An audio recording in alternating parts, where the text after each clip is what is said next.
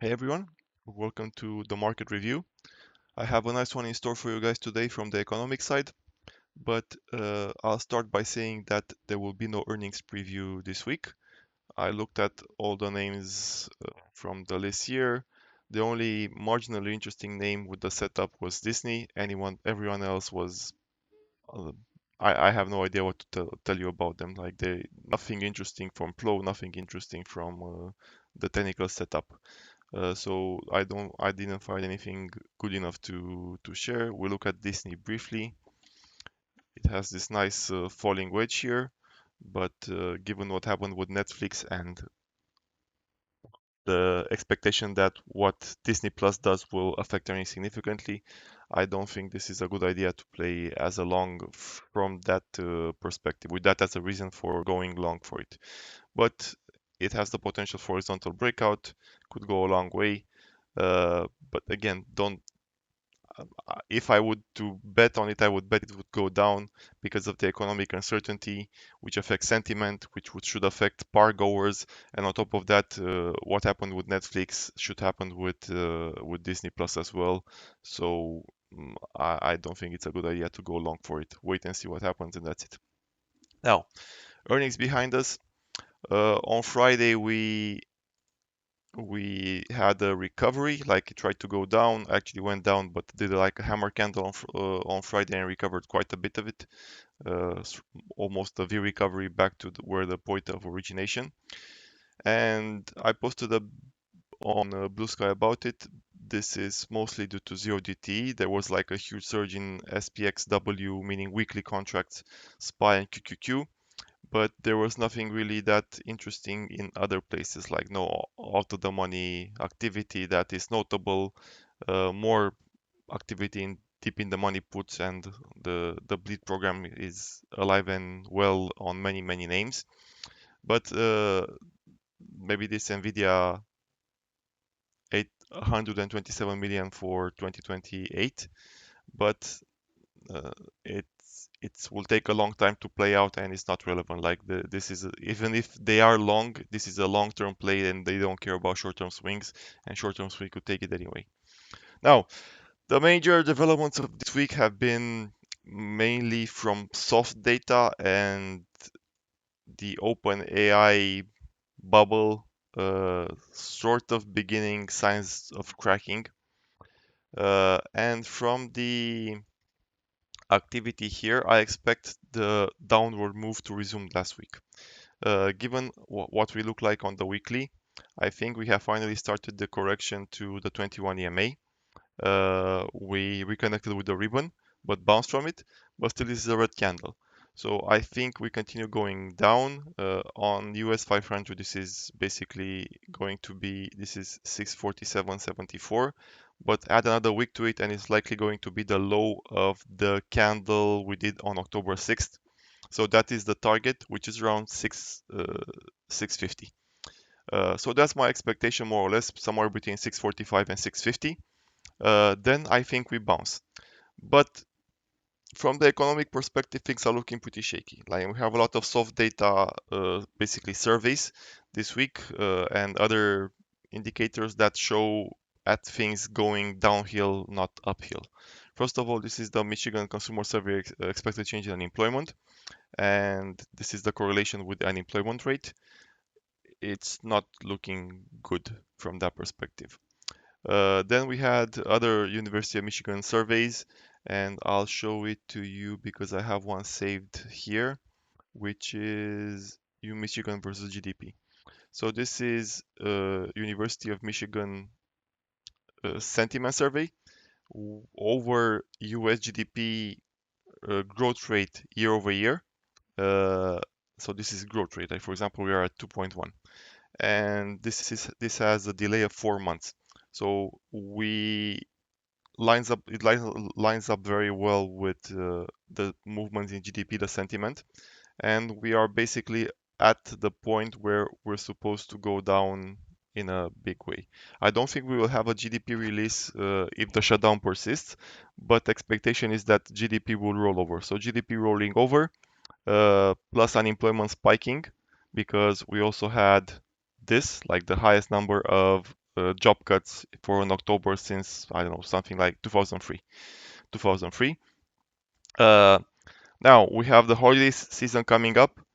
We have flights beginning to get cut, which means less travel for Thanksgiving if the shutdown doesn't end. It means lower consumer sentiment, which translates to lower consumer spending. So holiday shopping is gonna come under expectations almost for sure if the shutdown doesn't end by then. Even if it ends by then, I think the effects on sentiment will persist for a while longer, depending on what the outcome is and what the deal is. If even we have a deal that ends the shutdown, I still think they will have a persistent effect on sentiment, and we will not see a recovery until maybe like February or March. Plus, the effects of the shutdown, we're at more than a month now, will still be felt in the economic data when the races begin again.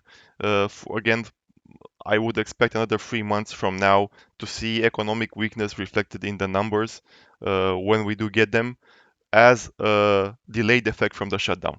So before things start looking good again, even if we do not get a recession, they will look bad, and the market should start behaving like we get a recession. Um, Now, this was one, this was the other, and we have ISM prices paid, which I have in the unemployment one, no, in the inflation one. Which is basically this. So we haven't gotten, this is CPI and PPI. We haven't gotten them in a while. So this is ISM prices paid, which we had data this week, and it didn't drop. It actually went back to cycle highs, suggesting we are still due the spike in CPI. Okay, this one as well. And finally, I, I hopefully you guys know what the shutdown is about. It's about the subsidies to uh, health insurance that the government was covering for individuals uh, going away. So the Democrats wants to extend the subsidies, but the Republicans do not want to extend the subsidies.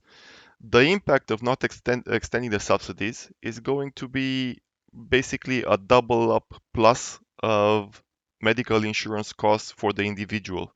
And these are per month cost. Just an example I found on Reddit, but there are many more of what the impact would be.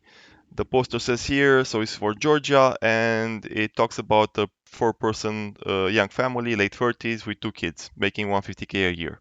So this family was paying 773 per month on the most basic plan, and the lowest provider was Oscar, so 773. Others were higher. Without the subsidies, the numbers would go from 773 to 180 $1,800. So basically more than a double up, which is fucking crazy. Just where I live, we had electricity subsidies that began during the pandemic, and they extended them over and over and over again, and they finally cut them off this year. The result was a doubling of the electricity bill. So we had it until July. The bill for July for sorry for August was double, like 250% of what was on July, and it caused a huge spike in CPI for us. Like inflation doubled from month to month, because there was not just that. We heard we'll have some tax increases and whatnot, but inflation doubled from month to month because a monthly cost similar to what this is doubled, and electricity is something we cannot go without. So the CPI impact, if the medical insurance subsidies don't go through, is going to be huge. Like whatever deal they come up, if that deal does not include a continuation of the subsidies, the impact on CPI is going to be incredibly large, and again is going to affect spending in another place. Either people are going to go without health insurance, which is going to happen quite a lot, but that has other negative effects on their well-being and behavior, or they will be paying this amount, which is double plus, but they will be spending a lot less in other places, like another, I don't know, what's this? Another $1,100 per month that you cannot spend on somewhere else. This is the impact, and this is the most basic plan. Like imagine it if it's a more expensive plan.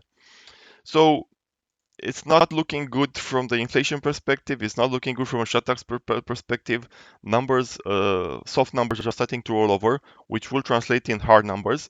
The quote unquote good thing is that because of the shutdowns, we are not getting hard numbers. But the market can extrapolate. They will understand that this is coming and it will start behaving accordingly.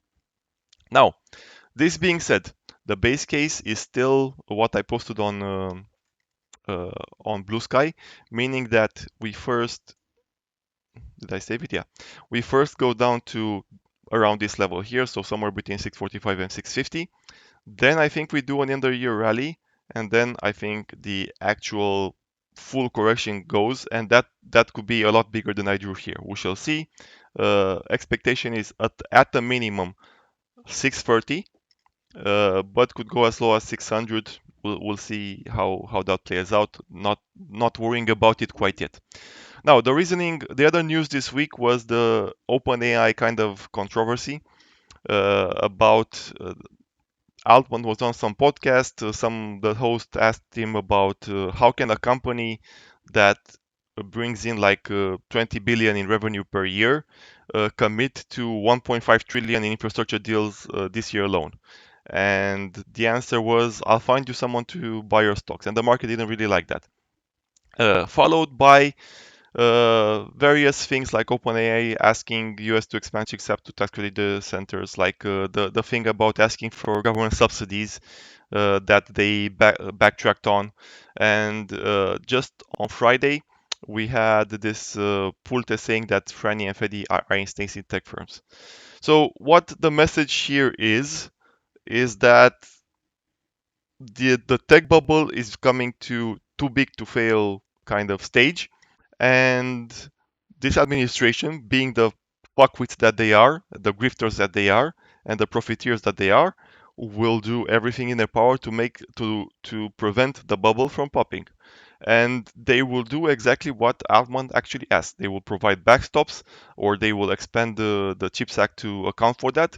So what I'm trying to get to is that this will be positive headlines, and when the market hears them, they will like it. And if the market goes a bit lower, it increases the likelihood of this administration reacting to support the AI bubble, and the market will absolutely love that. So my expectation for the next few months remains the same.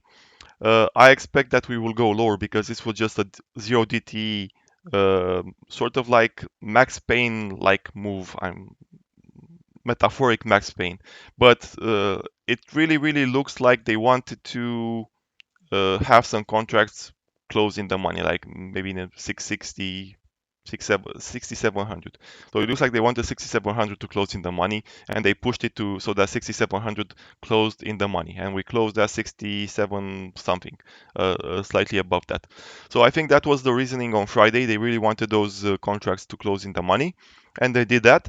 But now that pressure is gone, I expect the downward pressure to resume, even if it's going to be a bit swingy, and we can go a bit higher, maybe like we test the trend line here at 675. I still think we go lower unless we actually get news that the shutdown will end. And speaking about that as well, most likely the shutdown will end as well, or we will, even if it doesn't end, we will start getting hints of collaboration, because the message that politicians will send to the market is that they don't want to pop the AI bubble. The lower the market goes, the more afraid they will be about popping the AI bubble. And when the AI bubble pops, it's going to be bad is another understatement. So yeah, I think they will start sending hints towards getting a deal for the shutdown. I think they will start sending hints. Actually, the last one, like this is a hint that they will be stepping in. They won't do it directly through the government, but Pulte is Trump's man, and he will direct resources towards supporting what Trump wants.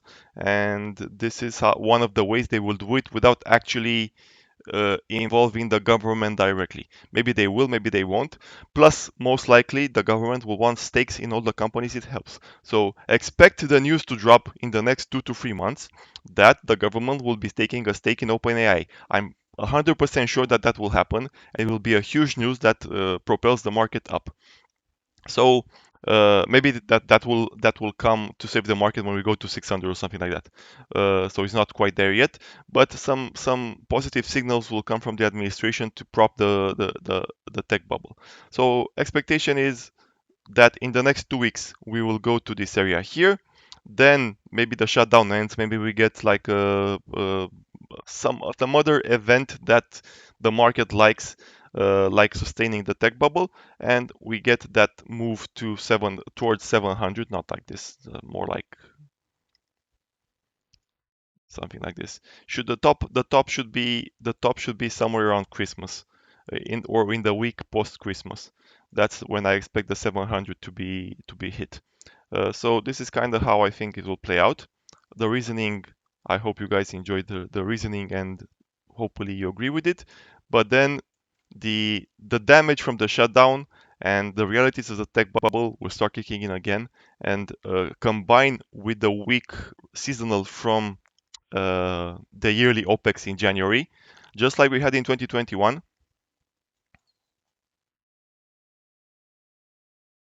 This is when things will unravel.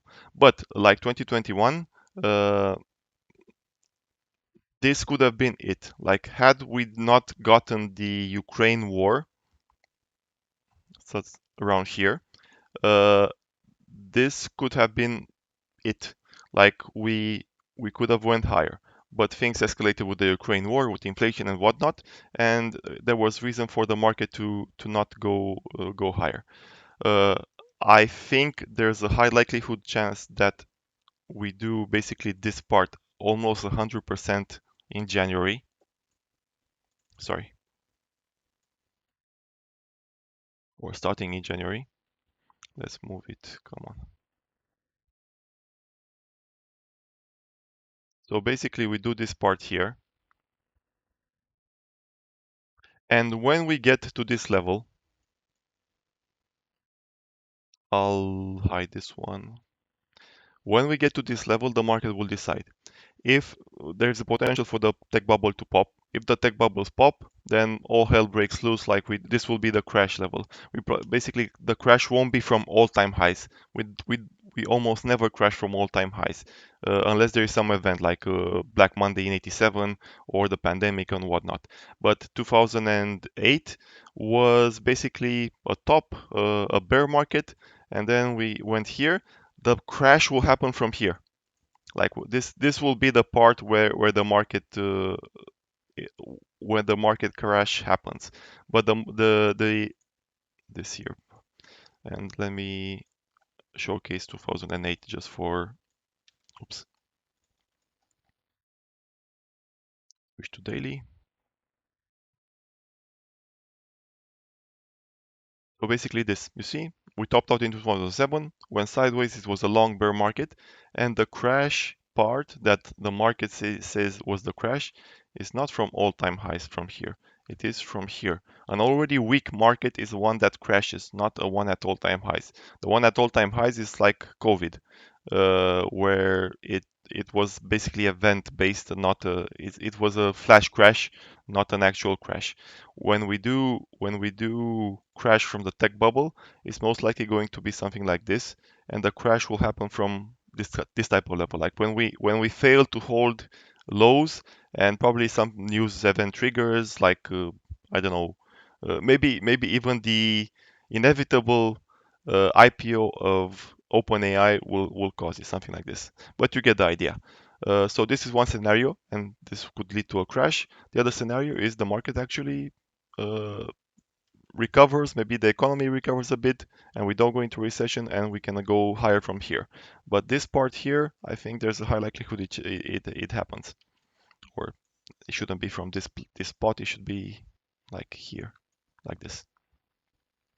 Okay, so that's my reasoning. Another thing I wanted to show was like the positioning breadth that I use. So basically, we are in a divergence like this, like the it's more visible here. What this does is count the number of stocks with positive positioning breadth and the number of stocks with negative positioning breadth. And this is the difference between those. And as you see here as well, like usually when we top out, we do a very large divergence. And we are starting to see here exactly this. The previous top was this. But again, I don't think we are quite ready. We could potentially go slightly, let's compare it to 2021, sorry. We went first correction went into negative, so I expect this one to go into negative territory as well. Then we will recover, and the final top, while it will be a significant higher level than the previous one, it will be on a very low breadth. So what I expect this here to happen is that we go lower to get that 645, 650 level, and then we continue to show very weak breadth, like we barely go above zero. Maybe we overshoot a bit here, but then we will do the final rollover, and that's kind of the whole setup here. Okay, that's it for this week. Hope you guys enjoyed it. Have a good one. Bye bye.